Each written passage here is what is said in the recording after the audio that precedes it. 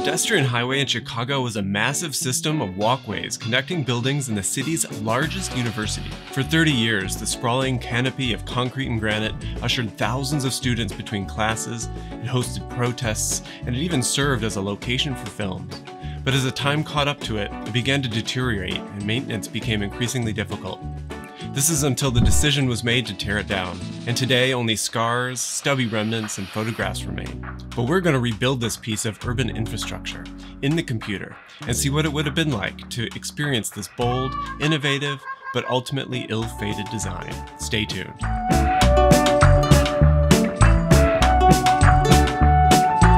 Hello, my name is Stuart Hicks, and I teach architecture, design studios, and lecture courses at the University of Illinois at Chicago.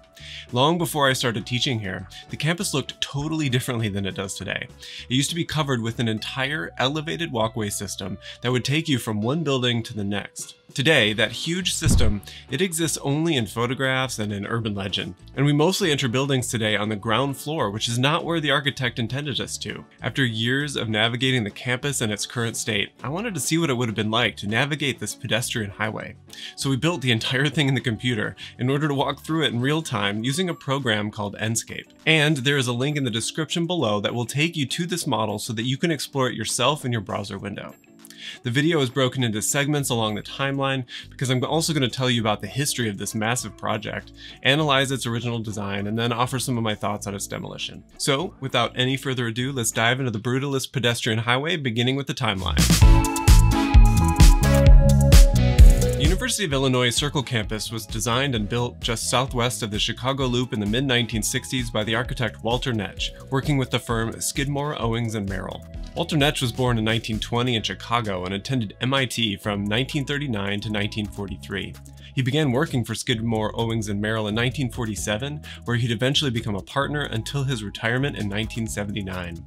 During his time at SOM, Netsch would be responsible for the design of some notable and important buildings, like the Inland Steel Building in 1957.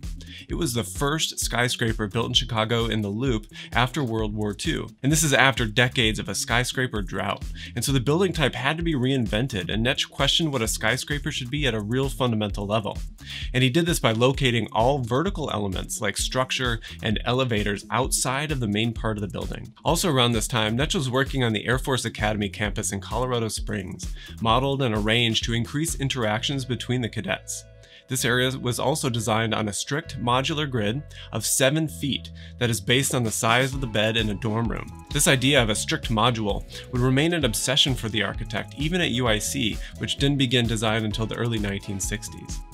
Of course, the Air Force campus also houses the chapel as its crown jewel and Netsch's most famous building design. The chapel is made of aluminum-clad spires in the shape of tetrahedrons that also serve as the structure of the building. The UIC Circle campus was built as an instant campus to house a projected 32,000 students. This new home was conceived after the university outgrew its home at Navy Pier. It takes its name from the expressway interchange to its northeast. Construction was phased, but it took an astonishingly short amount of time for such a large undertaking. Phase 1 saw the construction of the walkways, while Phase 3 and 4 included buildings that were part of Netsch's field theory, a design strategy that used overlays of rotated squares to produce buildings with complex interconnections. After 25 years, the walkway's internal heating elements no longer worked. The salt from fighting Chicago winters ate away the concrete stairs, making much of the walkways inaccessible. And all this deterioration occurred until 1993, when the walkway began the process of demolition, which would take a total of 6 years. Majority of the granite that was damaged during the demolition was donated to the city of Chicago, which used it to build an artificial reef at 57th Street and Lakeshore Drive.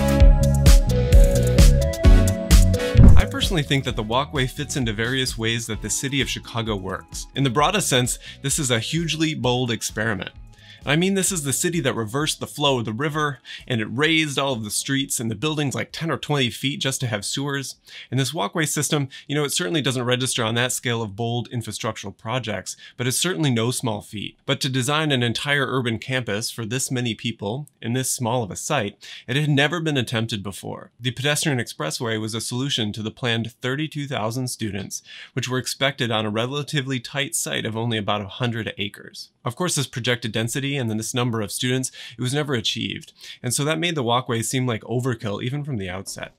It's also like Chicago in other ways because the city has other layered systems of movement like Wacker Drive, which is party on top and business on the bottom. I didn't sign up for this!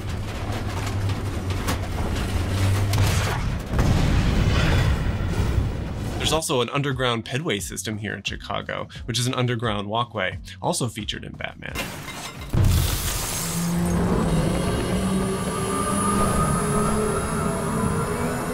But you know what movie the UIC walkways were featured in? Candyman. They live in the sewers now. Some of them are 30 feet long. Where did this happen? In Miami. They went blind and albino from living in the dark.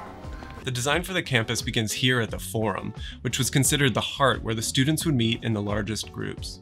Then the campus is designed like ripples in water when a stone is dropped in a pond. At the center is where the buildings are located for the lectures, so the largest groups of students. And then there are classroom buildings around those, and then specialized buildings for science and architecture and things like that. The campus is relatively large as a kind of construction project, and it was built quickly. And to achieve this level of intricate coordination, it's a big investment. Its scale is one reason for its downfall though. It's inflexible. Cities and campuses are living things that are constantly changing and need adapting.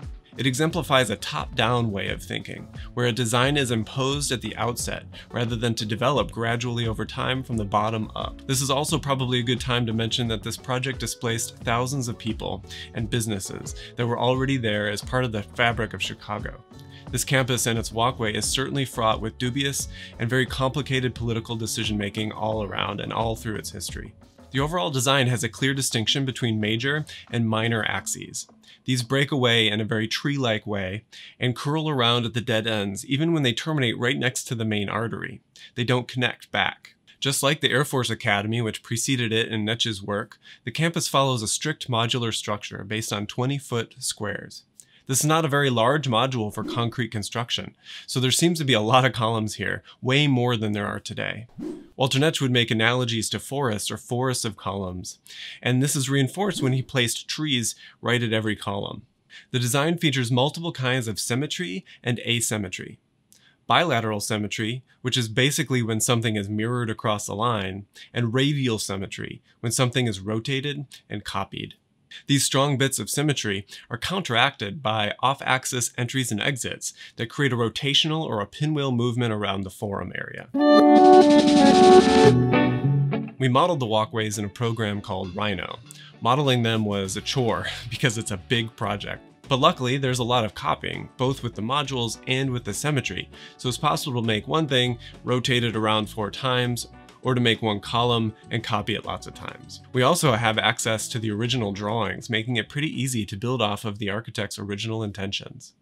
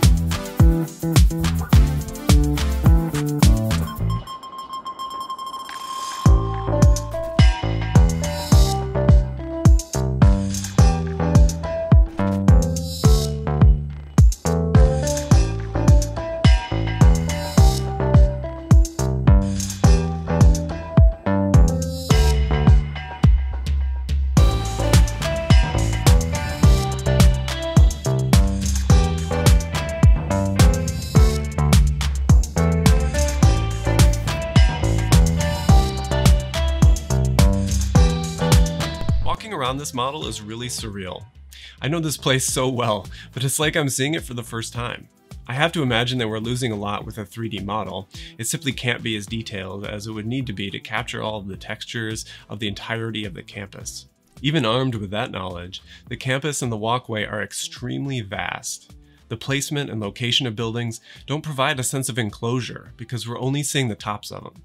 It's like our view skips over the tops of buildings, like stones skipping on a pond. The space feels completely monumental.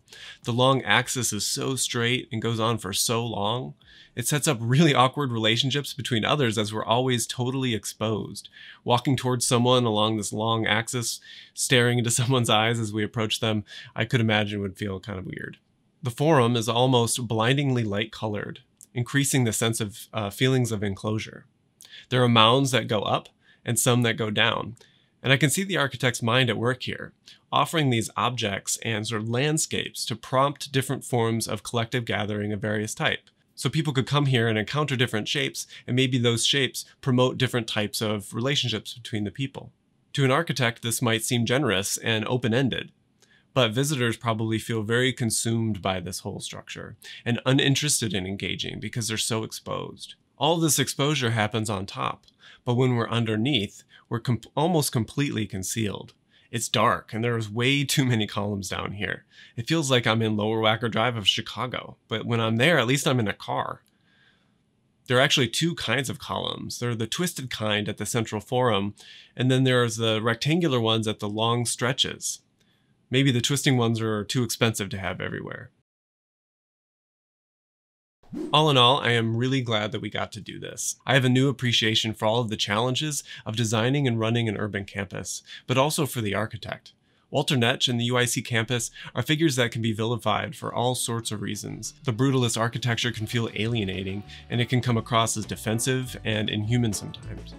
No matter what the architect's intentions were, architecture and building, they need to live on their own without apology or without explanation. However, my stance is that I appreciate and I respect bold experiments. I don't expect them to go right all the time, but I support leaving room for experimentation, which also means leaving room for some failures. I also believe in constantly assessing the successes and failures of the built environment and moving forward. It was probably a good move to demolish the walkways, but I do find it pretty sad.